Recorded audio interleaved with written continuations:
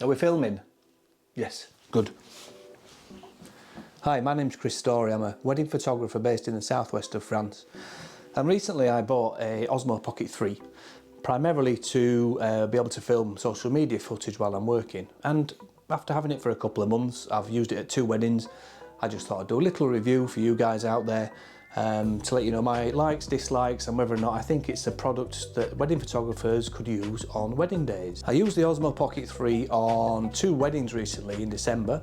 One was in the southwest of France near Bergerac, and the second was on a trip back to the UK to shoot a wedding for my brother-in-law in Penistone, Yorkshire in December.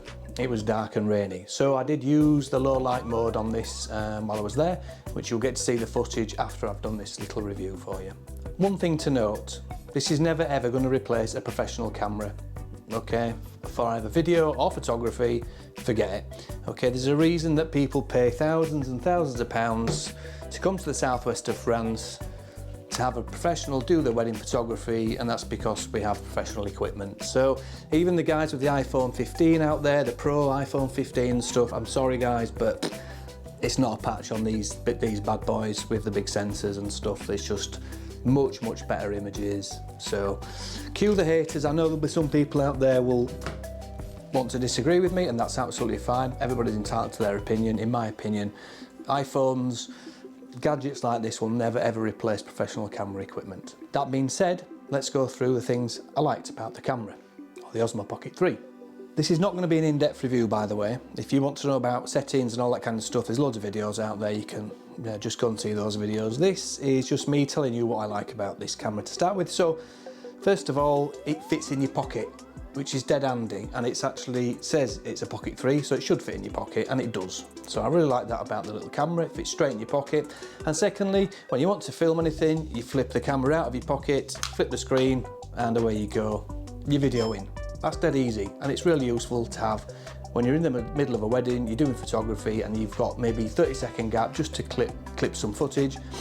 That's really handy. Dislikes. It comes with an adapter, a wide angle adapter, which is magnetic and clips onto the front of the lens. It's too easy to knock off. I knocked it off loads of times when I was doing the wedding.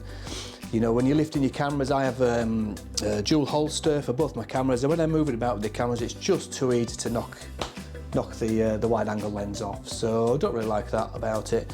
And also the low light footage is okay, but it's never going to beat professional DSLR cameras or anything with a much bigger sensor. Of course it's not going to, but it does a pretty good job though. But I wouldn't be using this camera in low light again after shooting the 2 weddings I've just done. So would I recommend the Osmo Pocket 3 to wedding photographers?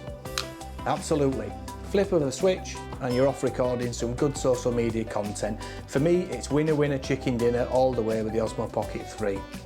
Thanks for watching. The video to follow will be of 2 weddings, one from the southwest of France near Bergerac and one shot in December in Yorkshire. Judge for yourself on the footage on there. Leave your comments below, subscribe if you wish, but again, thanks ever so much for watching, and ciao ciao for now.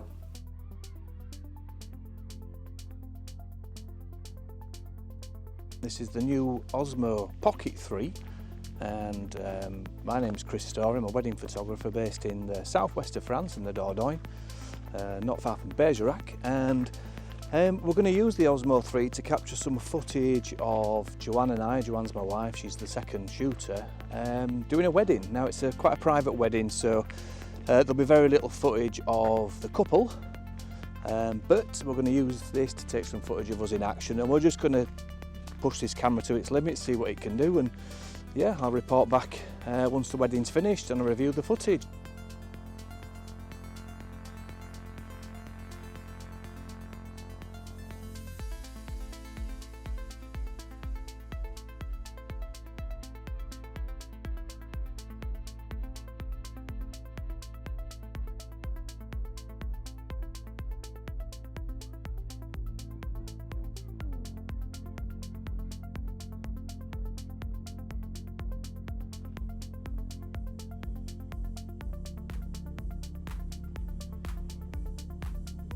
The sun is just getting into golden hour. It's about 4 o'clock and the camera's held up pretty well so far, but We'll see what it's like in low light in a minute.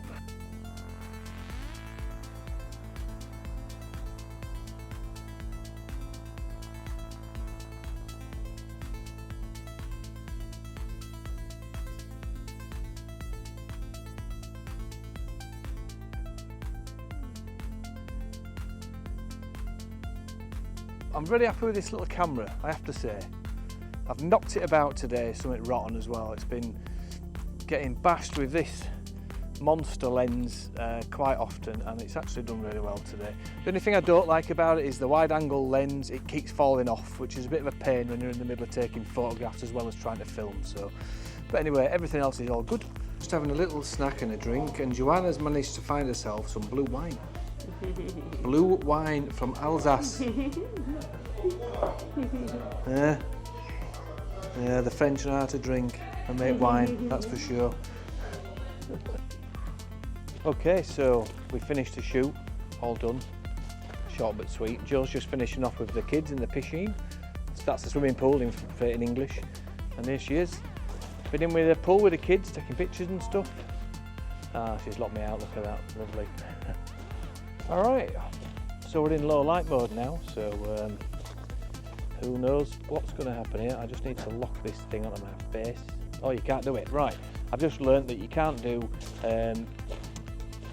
active track in low light, so yep, that's a learn for me.